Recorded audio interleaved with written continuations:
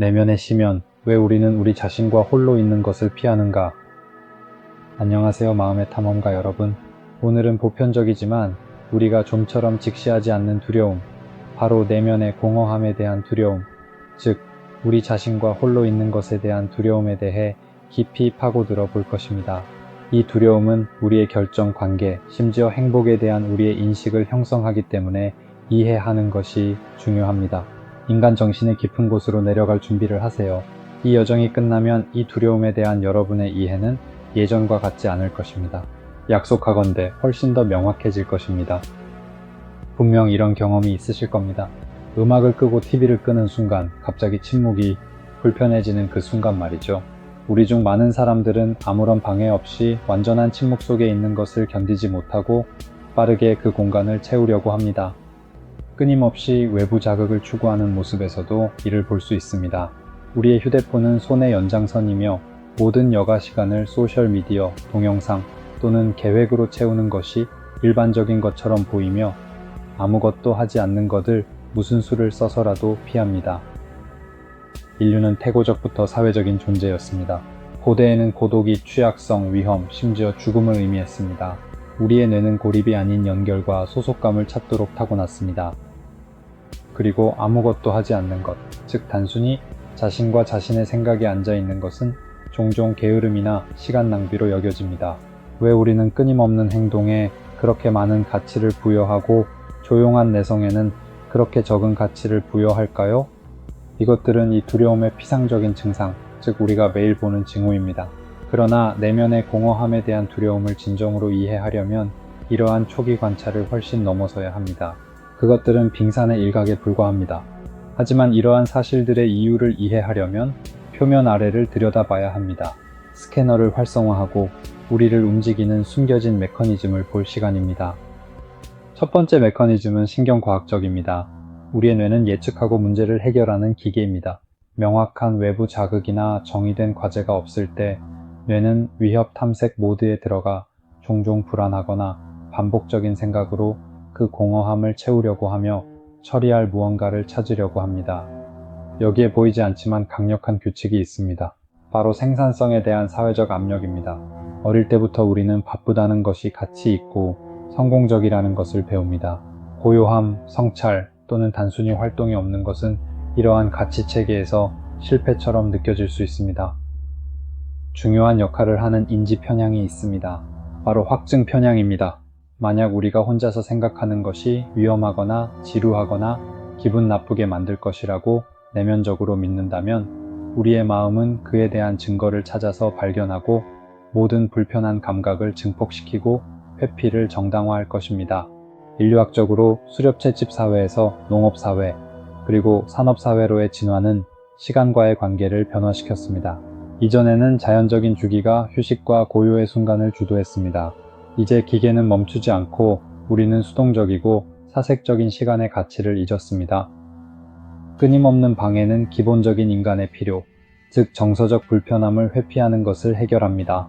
압도되거나 슬프거나 불안하거나 심지어 우리 자신의 유한성을 직면하는 것은 불편합니다.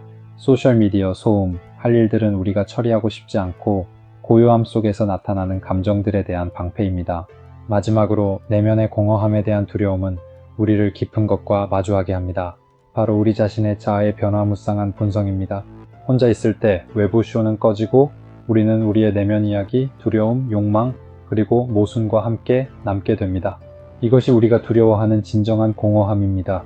부재가 아니라 우리의 유동적이고 때로는 혼란스러운 정체성과의 대면입니다. 이러한 숨겨진 과정을 이해하는 것은 우리에게 훨씬 더 깊은 통찰력을 줍니다. 이것은 더 이상 단순히 침묵을 좋아하지 않는 것이 아니라 우리의 뇌, 사회, 그리고 우리 자신의 심리가 어떻게 우리를 내성에서 멀리 밀어내고 끊임없는 자극으로 몰아가는지에 대한 것입니다. 하지만 현실은 결코 그렇게 정돈되지 않습니다. 여기서 이야기가 복잡해집니다. 이제 쉬운 답이 없는 논쟁과 복잡성 속으로 뛰어들 시간입니다. 첫 번째 큰 논쟁, 내면의 공허함에 대한 두려움은 보편적인 문제인가 아니면 부유하고 탈산업화된 사회의 사치인가? 어떤 이들은 생존이 일상적인 우선순위인 문화에서는 이러한 두려움이 존재하지 않거나 매우 다르게 나타난다고 주장합니다. 통념 반박, 명상이나 마음챙김은 이 두려움을 즉시 극복하는 마법의 약이 아닙니다. 강력한 도구이지만 처음에는 우리가 회피하는 것을 직면하게 함으로써 불편함을 증폭시킬 수 있습니다. 심리학적인 이유는 우리의 뇌가 빠른 해결책을 찾기 때문이며 내면을 마주하는 것은 점진적인 과정이지 스위치가 아니라는 것입니다. 여기에 깊은 역설이 있습니다. 우리 자신을 진정으로 알기 위해서는 혼자만의 시간, 즉 깊은 내성을 위한 공간이 필요합니다. 하지만 우리는 본질적으로 사회적인 존재이며 과도한 고립은 해로울 수 있습니다. 자기 발견의 필요성과 연결 및 소속감에 대한 타고난 필요성을 어떻게 균형 잡을 수 있을까요?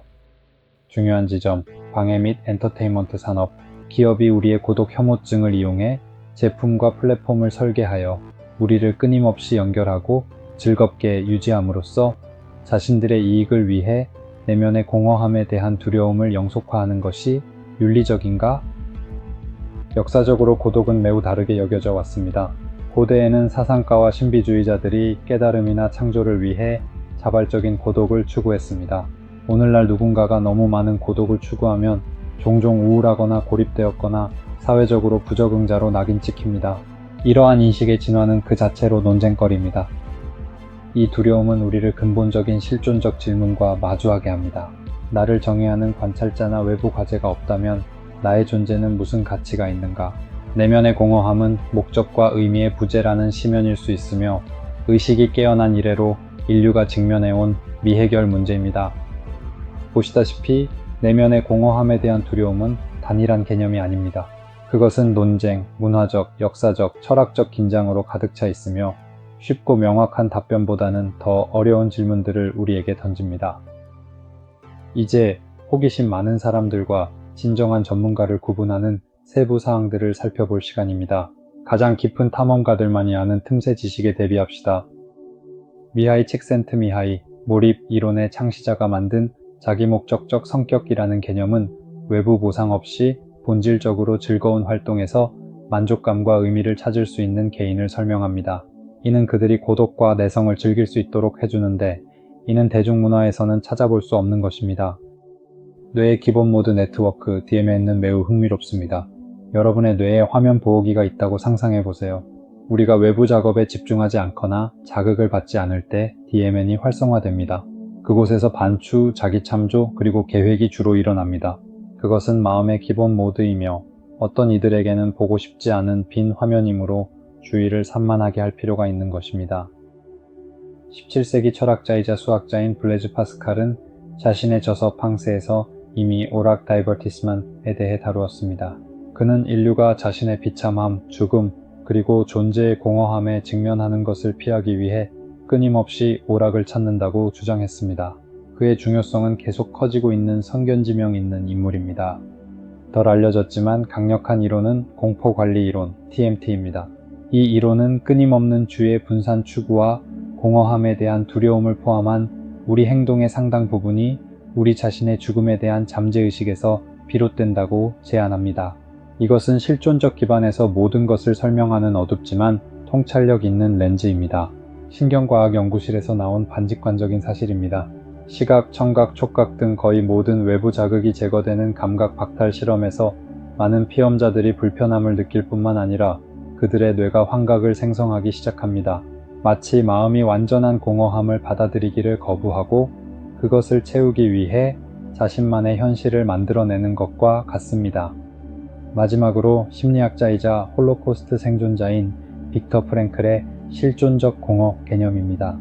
그는 많은 심리적 문제가 내면 갈등의 결과뿐만 아니라 삶의 의미와 목적 부족에서 비롯된다고 제안했습니다.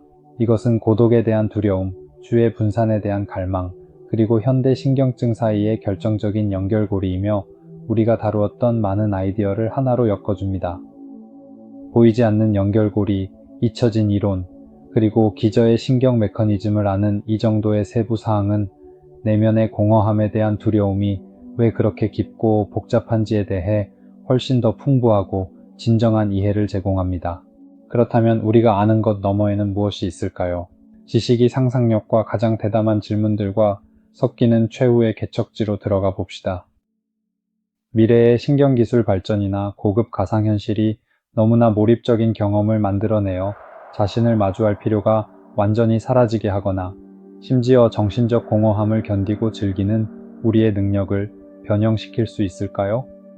인간의 마음은 본성적으로 의식의 변화나 기능 장애를 수반하지 않고도 진정한 공허의 상태, 즉 사고나 자기 참조가 완전히 없는 상태에 도달할 수 있을까요? 아니면 정신활동은 우리 존재와 본질적으로 분리될 수 없는 특징일까요? 여기에 가장 현기증 나는 철학적 함의가 있습니다. 만약 우리의 정체성이 주로 세상과의 상호작용과 내면의 비자아를 회피함으로써 구성된다면 혼자서 발견될 수 있는 본질적이고 불변하는 자아가 정말로 존재할까요? 아니면 그것은 항상 외부에 대한 반응적인 구성, 즉 심연을 피하기 위해 만들어진 환상일까요? 전 세계적으로 내면의 공허함에 대한 두려움을 극복하는 것은 인류의 미래의 중요한 열쇠가 될 수 있습니다. 만약 우리가 우리 자신의 정신과 더 평화로운 관계를 맺을 수 있다면 오늘날 주의 분산에 소모되는 엄청난 양의 정신적, 정서적 에너지를 해방시켜 집단적 문제 해결이나 종으로서 우리의 의식 확장에 재투자할 수 있을 것입니다. 그리고 가장 도발적이고 열린 아이디어는 이겁니다. 우리가 그렇게 두려워하는 공허함이 사실은 부재가 아니라 모든 가능성의 공간, 가장 깊은 창의성, 가장 날카로운 직관, 그리고 우주와의 가장 진정한 연결이 솟아나는 백지 상태라면 어떨까요? 그리고 우리가 그것으로부터 도망치면서 우리 자신의 무한한 본질과 진정한 잠재력으로부터 도망치고 있는 것이라면 어떨까요? 우리의 하강이 끝났습니다. 내면의 공허함에 대한 두려움에 대한 5단계의 지식 탐험이 마무리되었습니다. 이제 숨을 깊이 들이쉬고 우리가 밝혀낸 전체 그림을 조망할 시간입니다. 우리는 침묵에 대한 단순한 불편함, 즉 현대 생활의 사소한 세부 사항처럼 보이는 것에 대해 이야기하는 것으로 시작했습니다. 그러나 우리는 그 공허함이 보편적인 창의성의 원천이자 초월로 가는 길일 수 있는지에 대해 추측하는 것으로 끝맺었습니다. 단순한 혼자 있는 것이 싫다는 말이 존재, 정체성, 그리고 인간 정신의 미지의 잠재력에 대한 심오한 성찰로 바뀌었으며 두려우면서도 희망적인 시면을 드러냈습니다. 이제 여러분의 의견을 듣고 싶습니다. 이 여정의 어떤 부분이 내면의 공허함에 대한 두려움에 대한 여러분의 관점을 가장 많이 바꾸었습니까? 아니면 이 깊이를 탐구하면서 어떤 다른 질문이 떠올랐습니까? 댓글로 남겨주세요. 이 깊은 여정이 마음에 들었고 마음의 신비를 계속 풀어보고 싶다면 좋아요를 누르고 구독하여 존재의 가장 매혹적인 구석을 함께 탐험해 나갈 수 있도록 해주세요. 다음 시간에 만나요, 탐험가 여러분.